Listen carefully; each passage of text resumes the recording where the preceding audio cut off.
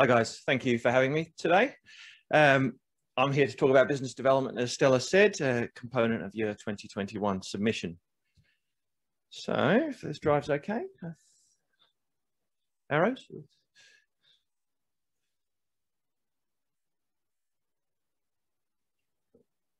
A little bit about why they've asked me to come and present to you today. I've been with different businesses, an entrant, a winner, and also at one point a judge in these awards, so I do know them fairly well. My business, Away with Words Business Services, we specialise in helping businesses write their strategies and get their message out in the very best way. And tourism awards submissions and award submissions are part of that. I also do grant submissions, business plans, that type of thing. I've worked in tourism for over 20 years, 15 years here in Australia and 5 years in the UK, in destination marketing and as a hotel general manager. All right, excuse me, I'll just adjust this for tall people if I can. Hopefully that's a bit better.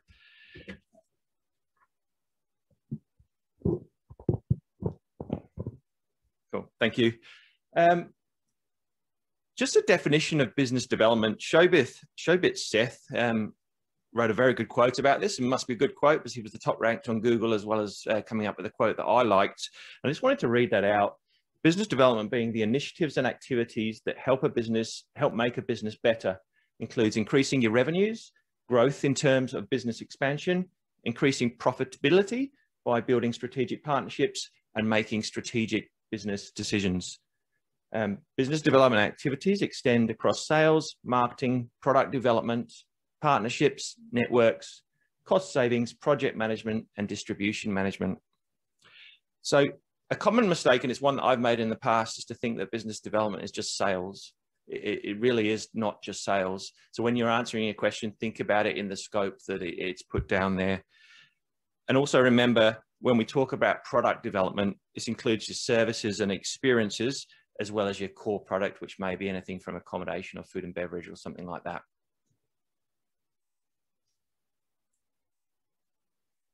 Now, without doubt, I will probably double up with some of the things the other speakers say, which is probably a good thing. That shows that we're always on the same page. But a starting advice for anything is read the question very carefully. And that's any award submission that I'm involved with. I always do that. Read the response guidance and then structure your answer accordingly. You can use the response guidance as a checklist. And so when you've written every part of your response, just, okay, did it tick that box? Did it tick that box? Because, you know, award programs have to be quite regimented in the way that they score. So it's really important that you do that. And I just put on there at the bottom, examples, examples, examples. So everything you write, back it up with something. And we'll talk about that a little bit later. Okay. So remember to detail the most relevant and the most impactful examples of your business development strategy. You literally can't cover everything, and you won't have space to cover everything. So cover the strategies that got you the most traction and are the most relevant to the story that you're putting across. So for each strategy, my advice would be relate it to which pillar of the business it belongs to. Which goal does it relate to? Why the strategy is needed? Specific activities that you've done as part of that strategy, your measured outcomes, and your budget variance. So in terms of the business pillars, you may structure this differently depending on how your business looks, but as a broad rule, this is how I often used to structure my business when I was answering this question. You've got your product pillar. So that's improving and expanding your core product, your service, or your experience. You've got your revenue pillar, which is about maximizing your sales, of course. Financial, it's about showing that you're a sustainable business by maximizing efficiencies, savings, and growing your profit. People, developing your people to achieve growth. Sometimes people's an area we often forget in business development, and it's pretty critical, particularly in an industry like this. Environment, again, key for tourism, protecting the environment that allows your business to thrive. And community, it's about supporting and engaging those in your industry and operating environment that are good for the long-term business health of your business. Okay, so you've done that part of it. It's then time to summarize your strategies and make sure you cover the most relevant and pertinent strategies. Highlight the research that you did before setting those strategies. That's really important. Linda may touch on this in the marketing section, but did you conduct a deep dive into your business? Did you look at the marketplace? Did you look at your consumers, your business channels, your online position, media, competition, your brand, and so forth? If you did, and I'm sure most of you have, then you'll know what your strategies need to address. And when I've ever set my business development strategies, I've always sort of asked myself 4 questions. And if my strategies comply with those 4 questions, then they're the ones that I would put forward. What's driving your growth? Number 1. What's going to inhibit growth in the industry? Number 2. What are the growth opportunities for your business? Number 3. And what are the risks to your business growing? Number 4. So that's always what I ask myself before I set my strategies.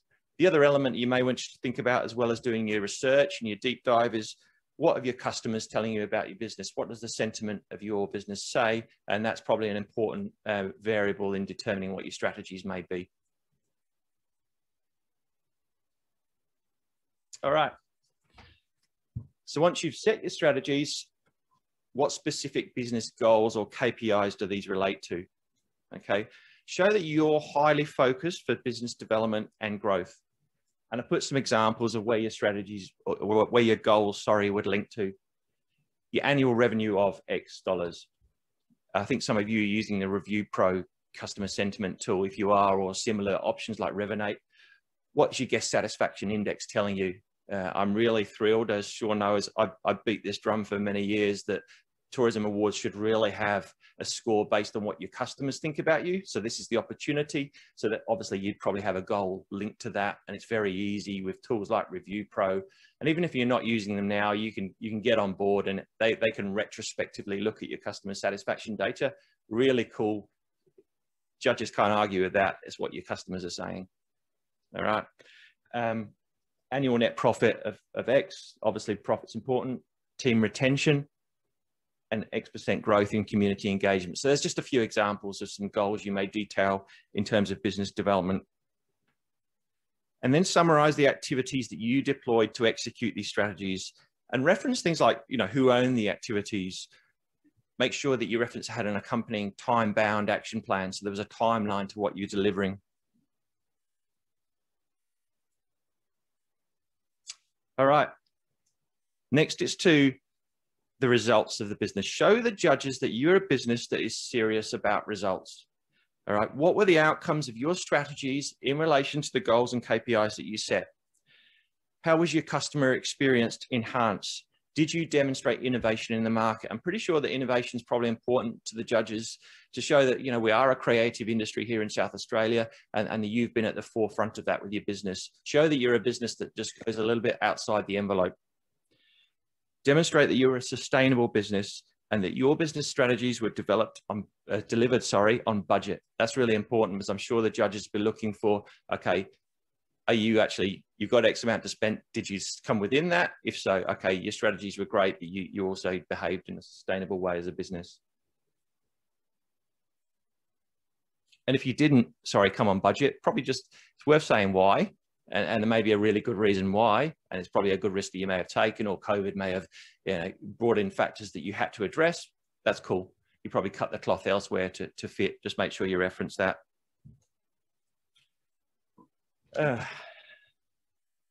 So 101 for slides and PowerPoint is maybe use a slightly larger font. So if you can't quite read this font, all good. I will talk through it. And I think this will be available in the slides. I just wanted to show you what that may look like, everything that I've just talked you through in terms of a process. So I've given a couple of examples. Apologies, they're a bit hotel-centric. That's what I know and what I love, but I'm sure you can relate to your business as well. First one, so the business pillar being product. What was the strategy for my product as a hotel? I wanted to enhance the in-room guest experience. Why did I think this strategy was needed? Travelers are seeking interactive digital solutions. They've got to compete with new properties in the market. They've got to capitalize on the opportunity to drive average spend, and they need to increase operating efficiencies post-COVID. So that's why I needed the strategy. What was my goal as part of that strategy? increase guest expenditure by 20%. I wanted a Review Pro satisfaction index of 90% plus and grow my annual occupancy by 5%. So, okay, that's the goals I had. All right, what was I going to do to deliver on these goals? I moved to a digital tablet compendium in the room to lift the guest experience, to drive internal revenues, and to drive tourism partner referrals. So that's an important one when you're doing things like this. And say I'm a hotelier and I've introduced a tablet to the rooms. Yes, it's good by driving my bottom line, but it's also good for the tourism industry by driving dispersal, whether it's a tour in the Adelaide Hills or something like that. It's important to mention that how you've developed the industry as part of your own bottom line as well. What's the timeline to that? Q1, last year. And what were the results and outcomes? Okay, so what did this achieve? My guest expenditure was up to $150 a day, up 15% year on year. The Review Pro index was at 95%, so that's 5% up where I needed it to be, and it was ranked #1 in my competitor set. I'll keep going back to that Review Pro stuff. There's still time. I think, do you guys offer advice on that tool as well? Yeah. Yeah, jump on it if you haven't got it. It's the best thing ever. Then annual occupancy at X%, so forth. So they're my results, and what was the budget variance. So if it's delivered within the CapEx budget that we had agreed, so you're then showing the judges that you've ticked all those boxes. You've got a business development strategy that's really linked to your business. It's linked to a need, and then it's showing, a tangible result at the end of it. So maybe I won't drive through the second example. I think you probably get the drift, but that's really easy to apply that process to any area of your business, whether you're a touring company or an experience provider or something along those lines. That's just some advice for me as to how I would handle that question. Oh, I did. If you're looking at that, I did put some other strategic examples down the bottom just that you may want to cover. Top tips. Here's some of my top tips for the business development side of things, and also some general ones. And then maybe some double ups with some of the tips that the other guys are giving. So apologies for that. Number 1, show that you support industry. Demonstrate strategies and outcomes that engage partners across South Australian tourism. Number 2, make it consumer centric. Put yourselves in the shoes of the tourism consumer, and how have you developed your business to improve their experience? Innovation, like I mentioned before.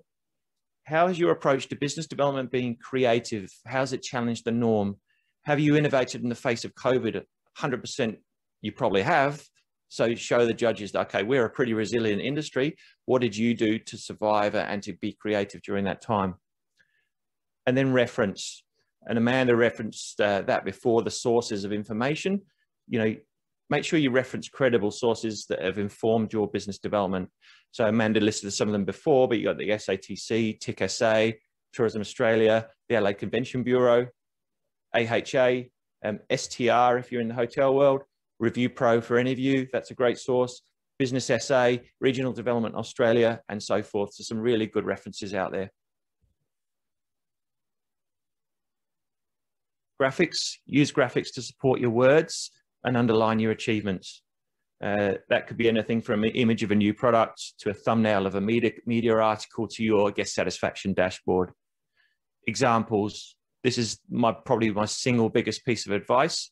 And when I've judged award programs in the past, if it hasn't got any substance to back up the claim, it's often a line is put through it. So make sure every claim that you make, you give a specific example as to how quantifiably you achieve business growth because of that. Almost lastly, no waffle. Unnecessary words waste the space of necessary words. That's a sort of rule that I always give myself. Be succinct, write it, review it, and trim it. And writing's in my business, but in my early years, I tended to waffle a bit. So I always found it was useful to get somebody else to read it from a subjective point of view and to give their view. So don't be afraid to get someone on your inner circle to have a look at that and be open to their feedback as a fresh pair of eyes as well. Lastly, it's your story. Just remember, these judges have read hundreds of submissions, all right? Maybe tell them something that's got a bit of personality and character that gets them a little bit excited, all right? They want to know that you're an individual. Make your narrative compelling and thought-provoking. You can still do that succinctly, so you don't have to waffle, but you can choose ways of making that sound very compelling.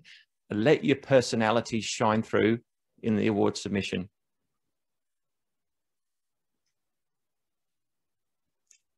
I reckon I'll start to 20 minutes there. So that's it in terms of my advice. Does anyone have any questions?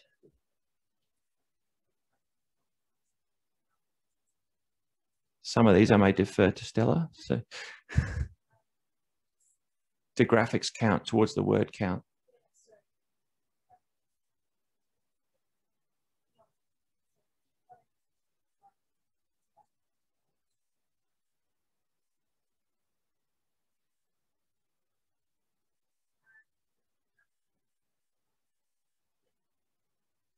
So just choose the images carefully. If you got one that sort of fits a few shoes, then put that one in there.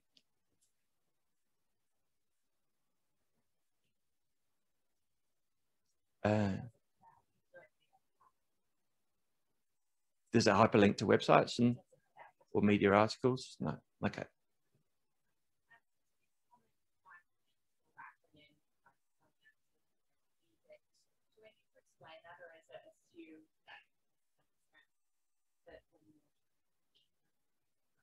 Really good question, actually. Yeah,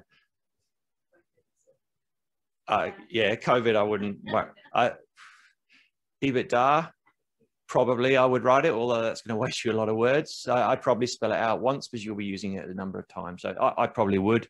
If you're a hotelier, RevPAR or ADR, I'd probably spell it out once, put it in your brackets, and then follow that after that.